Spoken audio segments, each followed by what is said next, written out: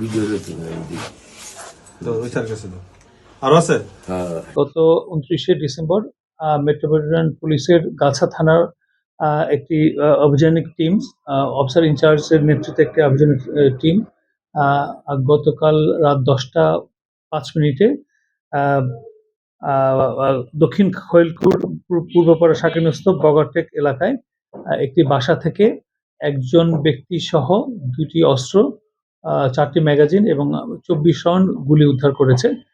তো এটা আমাদের গাছা থানার অফিসার ইনচার্জের নেতৃত্বে টিমটি, তারা অনেকদিন ধরে চেষ্টা করছিল এই অস্ত্র উদ্ধারের জন্য।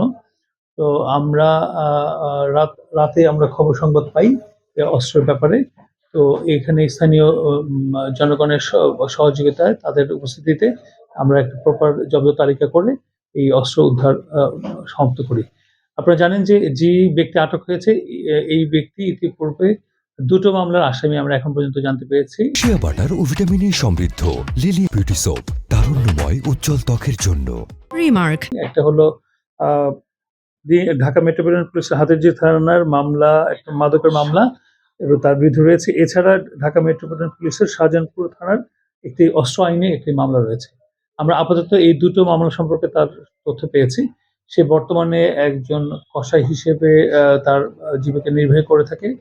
আপাতত দৃষ্টিতে সেটাই আমরা দেখেছি, কিন্তু তার এই পেশার অন্তরালে সে অস্ত্র কেনা বেচার সাথে জড়িত, এটা এই সম্পর্কে এই ধরনের তথ্য আমরা পেয়েছি। আমরা এই ঘটনার প্রেক্ষিতে একটি মামলা রুজু হয়েছে অস্ত্র আইনে। এই মামলায় তাকে আজকে 30শে ডিসেম্বর তাকে বিজ্ঞ কোর্টে প্রেরণ করা হবে। আমরা এই মামলা রুজুর পরে এই তদন্তের অংশ হিসেবে আমরা তাকে রিমান্ডের আবেদন করা হবে।